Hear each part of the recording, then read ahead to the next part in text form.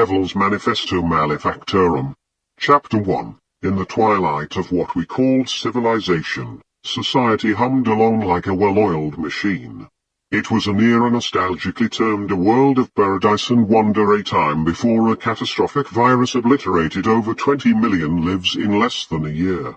This was a world before the so-called men of science confronted the crisis with deceit, false hope, and half-truths, ultimately failing the people they were meant to protect.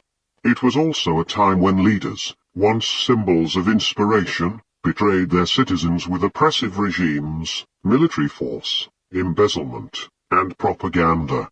America, the land of the free, where dreams were crafted by individual hands, was strangled under a draconian lockdown reminiscent of Nazi tyranny.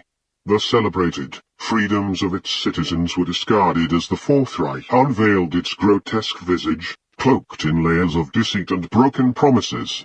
Protests were met with rubber bullets and tear gas from the very police meant to serve and protect. This chaos was not confined to America. It spread globally, igniting riots and anarchy as people fought against the New World Order imposed by the United Nations. This covert attempt at global domination through a one-world government, predictably, ended in failure.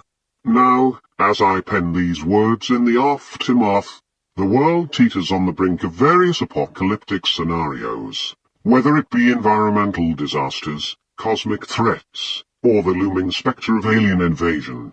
Governments dismiss these threats with a shrug, continuing to deny the existence of extraterrestrials.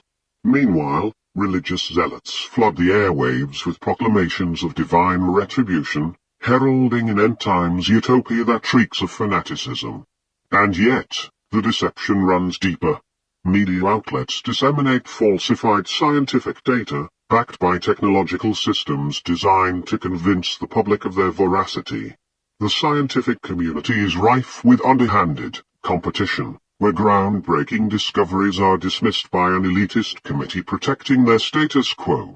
Promising theories and projects are derailed, not for lack of merit, but because they challenge established paradigms. Consider the controversy surrounding the asteroid Apophis. Multiple research papers offer conflicting data on its trajectory, mass, and even its designation. Similarly, the 2014 incident where 3 large asteroids supposedly veered into Jupiter is now expunged from the records, as if it never occurred. The same goes for the 2018 federal bank glitch that mysteriously distributed millions of dollars worldwide. These aren't mere UFO sightings being swept under the rug. This is systemic corruption within our government, masked by the same tactics once used to conceal the truth about extraterrestrial encounters. Yes, I'm back from the metaphorical butthole of an abyss of scripture and DT sequels they tried to stuff me under, and I have new toys and tricks. Enraged but not alone, for still as much as it seems to be of my own agenda, I still play my part. There are others willing to stand by me, to risk everything to expose the truth. To enact change, we must be prepared to sacrifice the comforts that have numbed us to this circus of corruption. Remember, Trump betrayed his criminal partner El Chapo for political gain, an object lesson in the treachery of those in power. I will continue to voice these truths, despite attempts to silence me. The medical misinformation statute violates freedom of speech and impedes justice by controlling the flow of information. This statute, meant to curb misinformation, ironically perpetuates it, allowing politicians to manipulate what the public sees and hears. The COVID-19 pandemic, which claimed over 20 million American lives, is shrouded in uncertainty due to these very practices. Attempts to discuss and investigate these issues are met with censorship. As a member of Generation X, I am appalled to witness the death of a free internet. The very tool that promised to connect us to the world's wisdom is now a battleground for truth. Politicians, in their quest to conceal corruption, have forced us to resort to extreme measures to uncover the truth. The Guy Fawkes mask, a symbol of rebellion, speaks to the lengths we must go to protect ourselves while searching for answers. Perhaps there is no grand conspiracy, just a web of lies spun by those who fear the truth. In the face of such tactics, our resolve must be unwavering. So, take your labels and accusations and shove them. This is our fight, and we will not be silenced. Chapter 2. The collapse of trust in science and leadership in the pre-apocalyptic world. Science and leadership were the pillars upon which society stood. However, these institutions crumbled under the weight of their own corruption and incompetence. The failure of science, once a beacon of progress and truth, became tainted by the very people entrusted to advance it. The handling of the viral outbreak serves as a stark example. Scientists, who were supposed to guide humanity through the crisis, instead resorted to lies and false promises.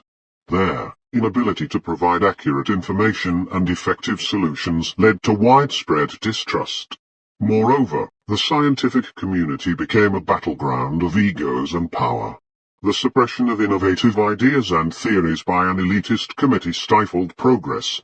The case of the asteroid Apophis illustrates this perfectly. Conflicting reports and data about its trajectory and mass reveal a disconcerting level of disorganization and possible intentional misdirection. Such actions undermine public trust and hinder scientific advancement. The betrayal of leadership, political leaders, who were expected to protect and serve their citizens, instead exploited their positions for personal gain. The imposition of harsh lockdowns and the use of military force to quell protests reflect a descent into authoritarianism. The celebrated freedoms of the American people were trampled upon as the government adopted draconian measures under the guise of public safety. Globally, the United Nations' attempt to establish a one-world government through covert means further exemplifies the betrayal of leadership. This soft approach to world domination, masked by diplomatic rhetoric, was nothing short of a power grab. The ensuing chaos and resistance were inevitable, as people worldwide rejected the loss of sovereignty and freedom. Chapter 3. The Global Unrest and Anarchy. The spark in America. The initial protests in America acted as a catalyst for global unrest. Citizens, frustrated by the lockdowns, economic hardships, and the erosion of civil liberties, took to the streets. The government's response, deploying militarized police forces, using rubber bullets and tear gas, only fueled the anger. Instead of quelling the unrest, these actions highlighted the government's willingness to use force to maintain control, reminiscent of historical tyrannies. The domino effect this wave of dissent quickly spread across borders. In Europe, Asia, Africa, and Latin America, people resonated with the American plight and began to question their own government's actions and intentions. The underlying issues were universal: economic inequality, lack of transparency, and the abuse of power. Riots erupted in major cities worldwide, and what started as peaceful protests often descended into chaos. Governments, unprepared for this level of coordinated global dissent, resorted to increasingly brutal measures.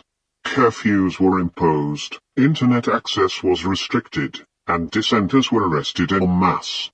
Chapter 4. The Psychology of Control. Propaganda and media manipulation. A critical tool for maintaining this control was propaganda. Governments around the world utilized state-run media and social media platforms to disseminate misinformation. Stories were fabricated or twisted to paint the protesters as anarchists and terrorists. Meanwhile, government actions were portrayed as necessary measures to restore order and protect public health. Surveillance and censorship. The rise of digital technology provided governments with unprecedented means of surveillance and control. Orwellian systems of surveillance tracked every move of the citizens.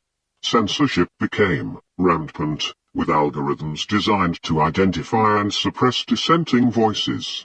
The free Internet, once a bastion of open information and dialogue, was shackled by these omnipresent controls. The role of fear was a potent weapon. The constant threat of the virus, coupled with the fear of government retribution, created an atmosphere of paranoia. People were afraid to speak out, afraid to gather, afraid to trust even their neighbors. This psychological warfare was perhaps the most insidious form of control, as it turned the society into self-regulating prisoners.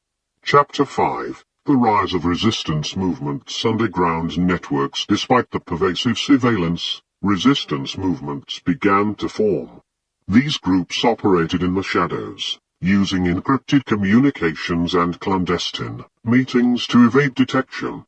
They drew inspiration from historical resistance movements, adopting tactics and strategies that had been used to fight oppressive regimes in the past. Anonymous and digital warfare. The Guy Fawkes mask became a symbol of this rebellion, representing the anonymity and unity of the resistance. Hacktivist groups like Anonymous played a crucial role, launching cyber attacks against government systems, leaking classified information, and disrupting state propaganda. Their digital warfare created significant disruptions, proving that even in a heavily surveilled world, resistance was possible. Grassroots movements on the ground. Grassroots movements organized community support systems. They provided food, medical supplies, and information to those affected by the chaos. These movements emphasized solidarity and mutual aid, building networks of trust and cooperation that stood in stark contrast to the divisive tactics of the governments. Chapter 6. The New Paradigm. The collapse of the old order. As the unrest continued, the old order began to crumble. Economic systems faltered, and traditional power structures weakened. The global elite, who had thrived on their status quo, found their influence waning. The failure of the United Nations One World Government initiative was a testament to the resilience of the human spirit and the inherent desire for freedom. The emergence of new ideals. In the midst of the chaos, new ideals began to take root. The resistance movements were not just fighting against something, they were fighting for something. They envisioned a world based on principles of transparency, equality, and community. This vision was not without its challenges, but it provided a beacon of hope in the darkness. The role of technology. Interestingly, the very technology that had been used to oppress became a tool for liberation. Decentralized platforms, blockchain technology, and peer-to-peer networks offered new ways to communicate, organize, and build economies that were resistant to central control. These technologies, combined with a renewed emphasis on personal privacy and security, laid the groundwork for a new kind of society. Chapter 7. Afterward. In the end, the journey from a world of control and deceit to one of resistance and new ideals is fraught with challenges and sacrifices. The collapse of trust in science and leadership, the global unrest, and the rise of resistance movements are all part of a larger story of human resilience and the quest for freedom. As the old order falls, a new paradigm emerges, offering the possibility of a world built on trust, equality, and transparency. In 7 days the Lord created the earth. So following in his guidance, the world has ended in 7 chapters. I am Anonymous. I was the arbiter of this domino effect of world change that sought to free mankind from its own monster it had created, but that is not my God-given name. I am Lucifer, I am the devil, and this is my manifesto. Malefic.